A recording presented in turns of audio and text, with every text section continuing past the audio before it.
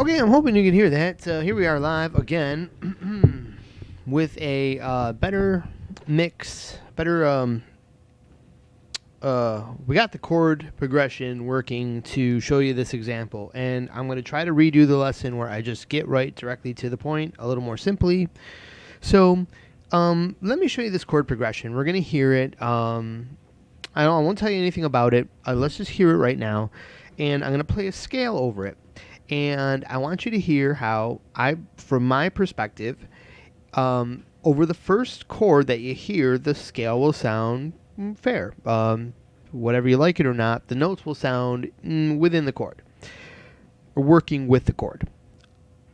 As soon as the second two chords come, those chords are working together in a different key. So suddenly the scale will not sound good. And how many songs have you ever played where it ended up sounding like your solo did this? You know, you were kind of in 1 minute and you were out the next. So here you go.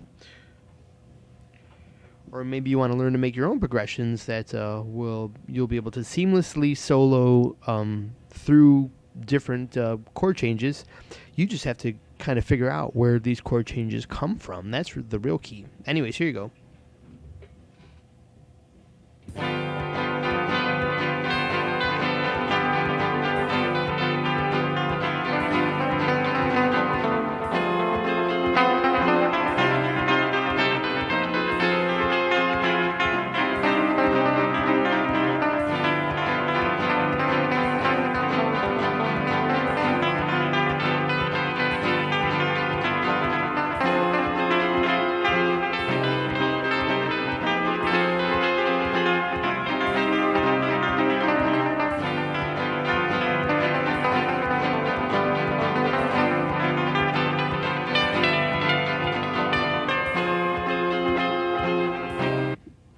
So, did you catch my extremely melodramatic facial expressions to see where this one scale wasn't agreeable? So what scale was that? Here's the shape we used. Pencil, please. Yes, I'm asking my assistant here for a pencil, and my assistant is me, wherever the hell I just put that pencil a few minutes ago. Well, I'm ending up with a pen here that I don't really want. Oh, that's another pen. Great. Isn't that weird? Like, pens will just show up. Pencils will just disappear. Yeah, lesson time for you. Okay, so let's roll like this. We'll just have to be careful here and flip a page if we make a mistake. Was basing my scale off of this shape.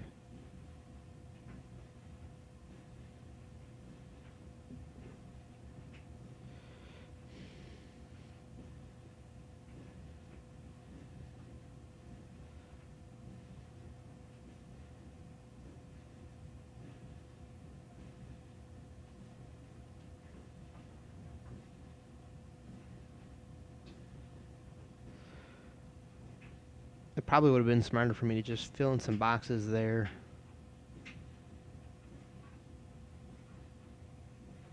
I wasn't thinking about the note names, but I'm going to write those in there just to clarify the scale.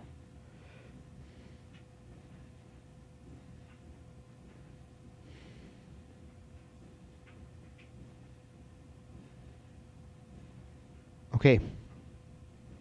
So this was the shape I was using through that. And it worked over the first chord, and that is because the first chord I was playing came from this scale. Let's give it some extra notes here. Let's give it a G. Oh, green is gone. The green is gone. I was playing a G.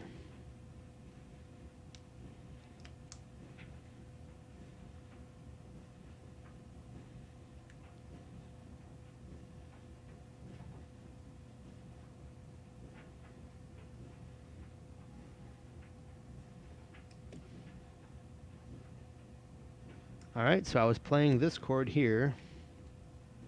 which is all within this scale shape. So I was playing, of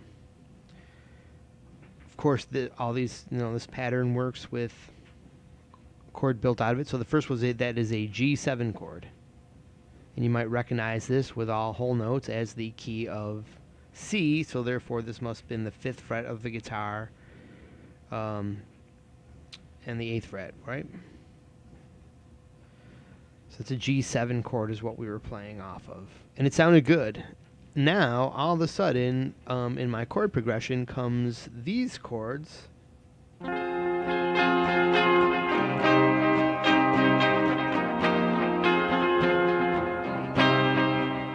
And I did that for a reason. There's a couple things going on here. First of all, I used 2 chords in this pattern and only 1 chord in the first pattern, and you just hear 3 chords as an average listener. You don't really know that that's what's been organized.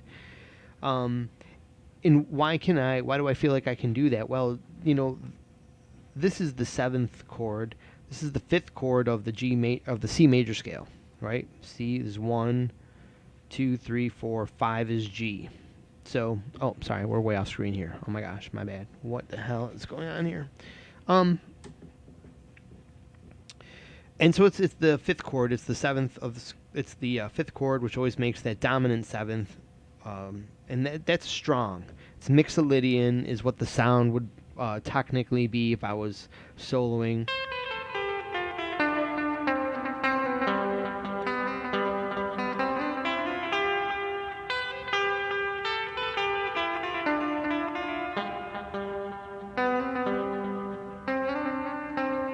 And see, I wanted to go back to C. Anyways, so, yeah, that's kind of can stand on its own. So, to change keys, not only did I need 1 chord outside the key, that might sound like just some kind of mistake, but I hammered it in with another chord specifically to kind of isolate those 2 chords into a particular key, which you'll see here in a second. And so it's because it's a key change, I need kind of 2 chords to work together as the kind of the response. So we've also got like call and response going on here. We've got the kind of the call out on these 2 chords, the tension chords outside the key, and then going back to the response or the resolve at the G7, the Mixolydian. Which makes it kind of neat because we're resolving to a key that usually wants to resolve to the 1 of that key. So since we're using the G7 as a resolve, kind of gives it a spicy, more musical sound and a little less boring than composing some simple music with just using more simple music theory, basing things off the 1, the easy Ionian major. Sounds pretty and nice, but it's pretty basic and pretty well used at this point, especially the key of C. So it doesn't mean that there isn't more music to be made, more great, excellent stuff to be made and produced in that key using those chords, but time will tell.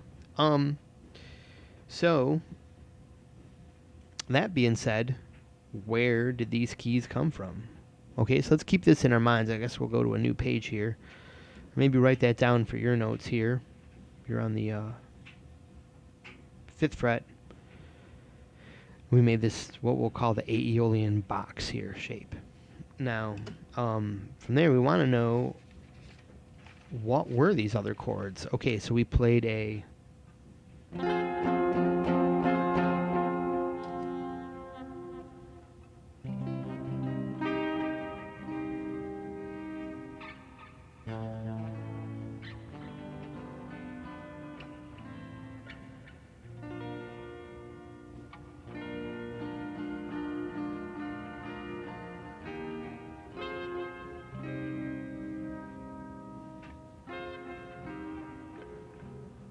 Okay, so, sorry, I had to do some thinking there.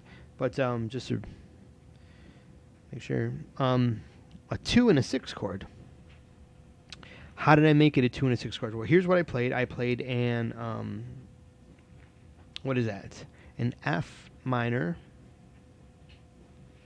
to went down below that and played another minor chord. So it's got a nice little sad sounding part there. Then it goes back to something which is kind of like a mix of sad and happy, Mixolydian. So, kind of Mixolydian, kind of the key little operative word there. But anyways, what is that? That's a C minor chord. So we went F minor to C minor. So what kind of, how can I know like quickly what F minor to C minor, I probably got a couple choices there, but what I did was I wanted to create I wanted to use a scale, a flat third above my original key. So my original key was C, so my new key was a flat third above. And why a flat third above? Because that's a pretty good, strong pull away from the original key. It only shares 4 notes, all right? We'd be almost imperceptible if we chose one of the scales that shares 6 notes. We probably might have sounded maybe a little more, you give yourself a little more options. I think you got a pentatonic scale if you choose a scale that shares 5 notes, but we didn't choose any of those. We chose a scale that shares 4 notes, just to be somewhat complex here. And so a flat third up shares 4 notes. Not going to tell you how I know that, though. So anyways, C, what's flat third up from C? D sharp is the key, or E flat.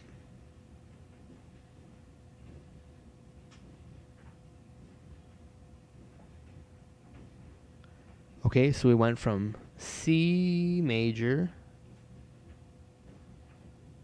to E flat major, and we want to know quickly how many notes that they share, so and how we can approach creating a solo that flows without any wrong notes over the changes, that flows seamlessly into a completely new scale structure.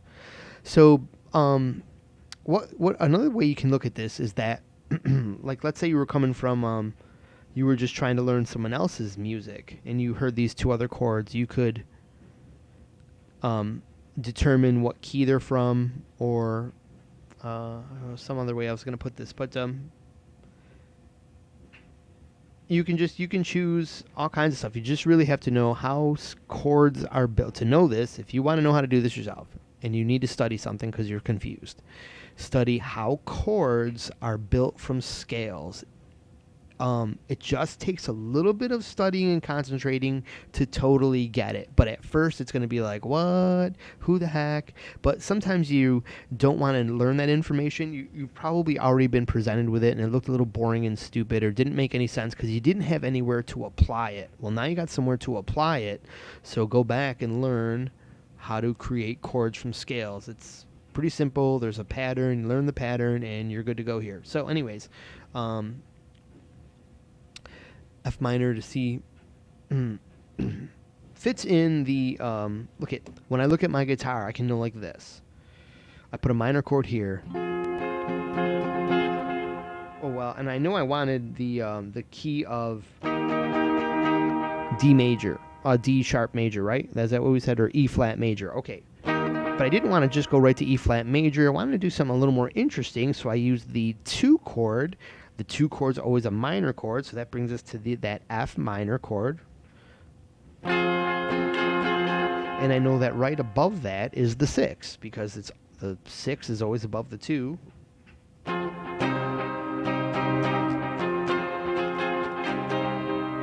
Go back down a fret. There's our a whole step there, not just a fret.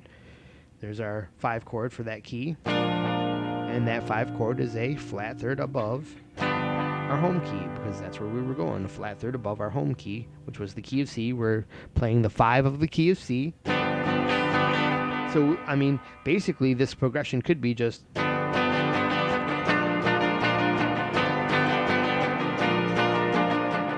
same scale thing I show you here will work, but I made it a little more interesting is what I'm showing you today. Instead of just going to the 5, that wouldn't have sounded as, that just doesn't sound as musical, because it's, well, kind of thoughtless. Doesn't take a lot of thought to do that.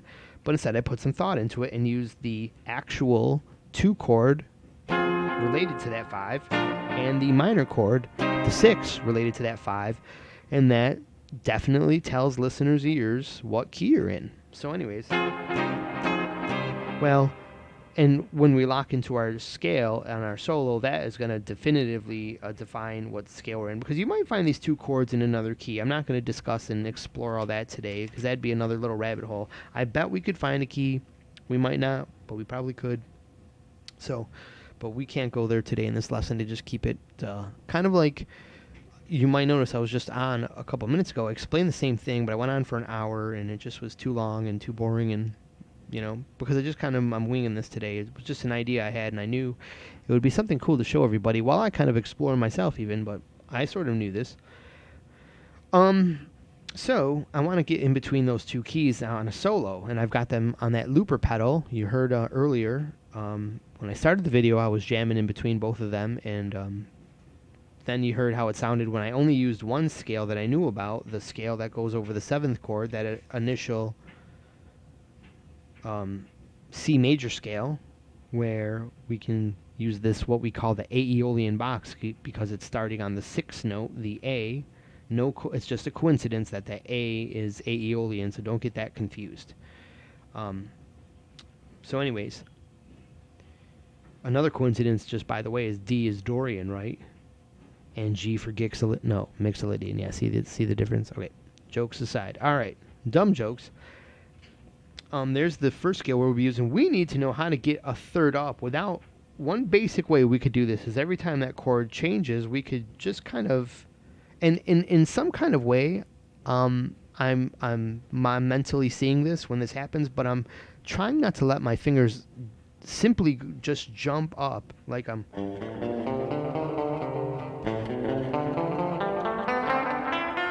I mean, I could do that. I might do that on one changeover. Just simply play the position up 3 frets.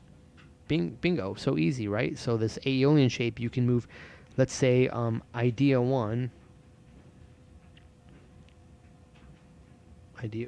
Idea 1.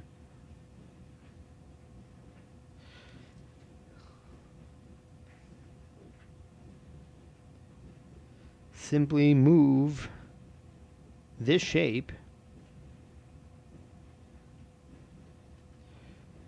1. This is where you were. You're gonna be over here. 1, 2, 3 frets up. Okay. But another way we could go a little more slick is this. Let me show you this and how to find out how to do this.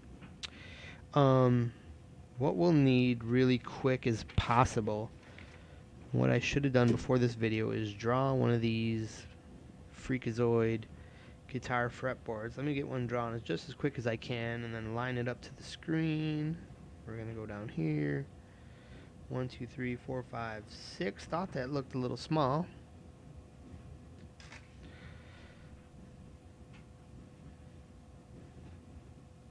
Oops. Messy dots. But we can't get those wrong if we want to get all this stuff right. Alright, we're going for 24 frets? Yeah. Okay. So, let me show you something what happens here. Okay, we can even we'll just put, we can do intervals, we can do note names. Let's just do note names here for today. We'll go A, B, C, D, E, F, G, A, B, C, D, E, F, G, A, B, and C for our A to A, including C scale here that we could name Aeolian for whatever reason. Okay, those are going to work over our G7 chord. Well, what about the notes that are going to work over our other chord? You know, if we filled all that in, it would clutter up and it wouldn't really pop out to us what's going on. So what we need to do is consider, there's our root note, our C, C to shining C. We put a little green dot in there. And we need to count up 1, 2, 3. There is a flat third above. That's going to be the C, C sharp, D sharp key that we want, or E flat. We're going to put our green box in there. We know that, like for example, we use the C note here in this box because that box B, C, E, F, see how that makes a box? Well, that box of the big 4 boxes is always the root of the key. So that means we're going to make a new square box here. We're basically going to draw our Aeolian shape. Oh, fuck, I did it again. God damn it, I made the wrong son of a bitch. Do I change, or can you guys just accept that and roll on? Son of a bitch.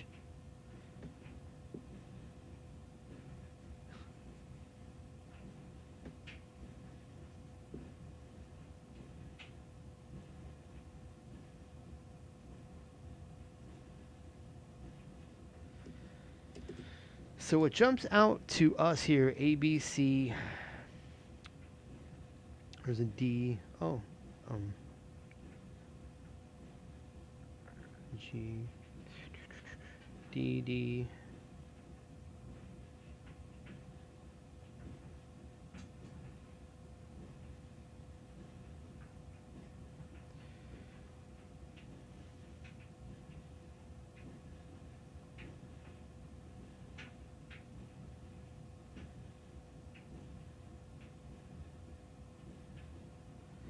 You can basically find out that you've got C, D, F, and G. If I didn't put the damn notes right there, you can see that the green, because normally the green notes would be here, the green notes are all the notes of the scale, and where they overlap some of the other note names from the other scale. See, that's why we should have made our original scale a little larger than Aeolian. So fill out your paper, your graph paper, G, A. Well, don't put the B there. Well, here, let's do that.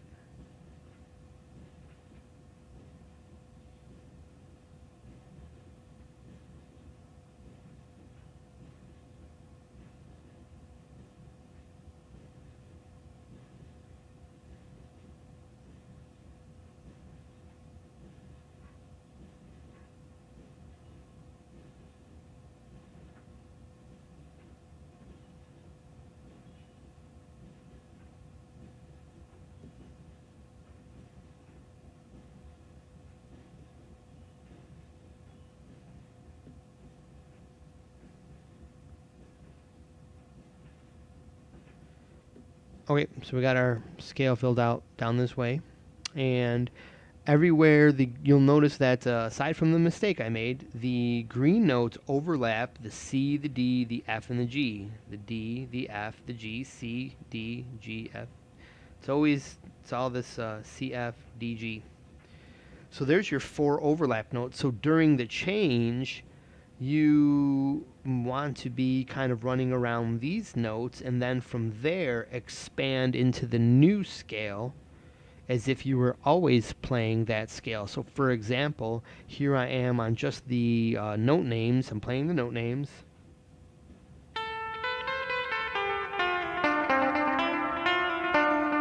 Now I'm in this area right here, and I know I've got an overlap note right there. So if the change is coming up, I might be like,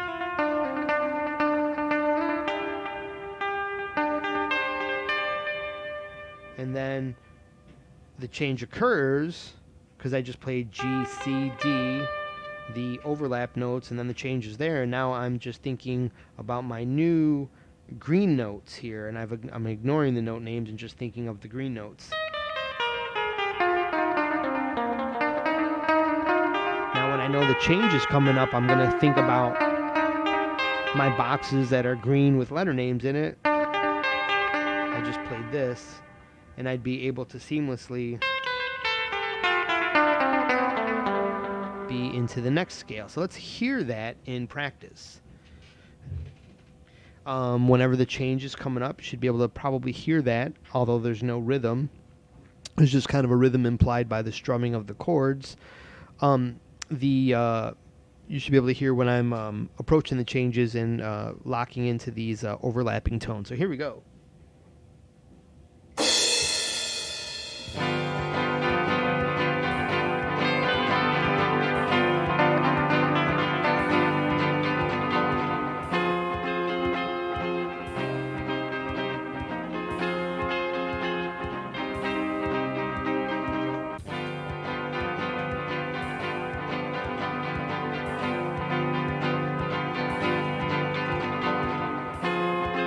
Okay, so I was getting some volume ready there. Here I go. We're waiting for the G7 to roll up so I can just be in my C major.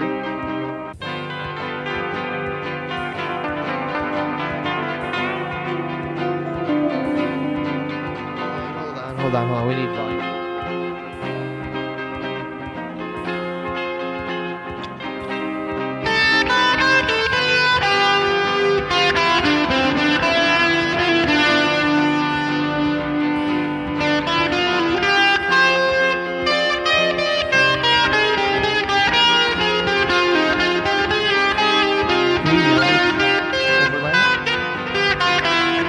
Note ends. C major scale.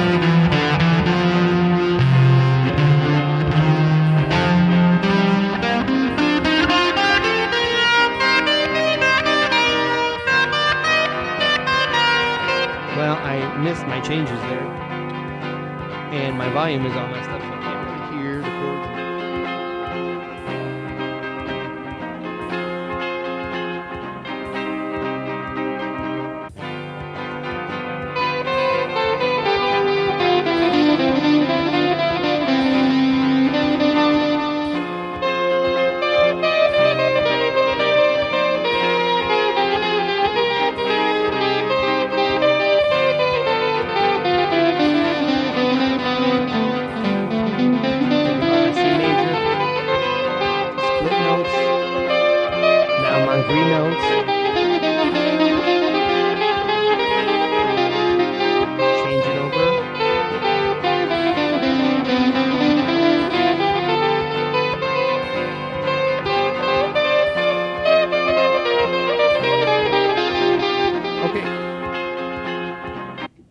So one thing there, you can see that there's no real, the loop was crap and there's no good rhythm there to lock into, because that would have really helped the cause out there. But I thought that, or my thoughts are that without the rhythms, making it a little bit of a weaker structure, not as musical is what I mean, that I still could hear what was going on, and I could hear how the overlap note sounded good just before the change, and if I happen to get into the change,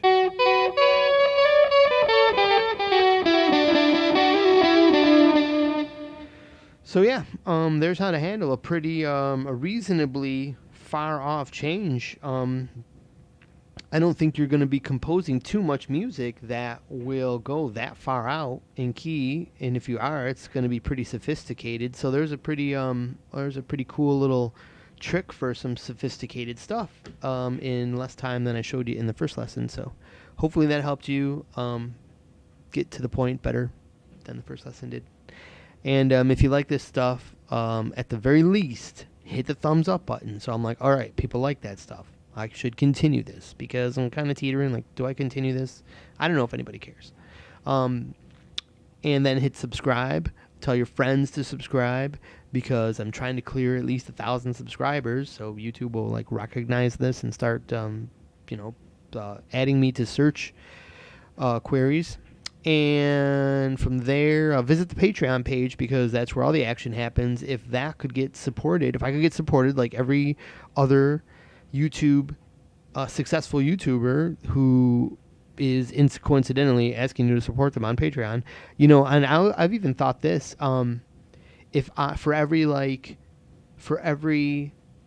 say like 500 subscribers, I would support 5 other YouTube teachers, so that by supporting me, you're supporting them too.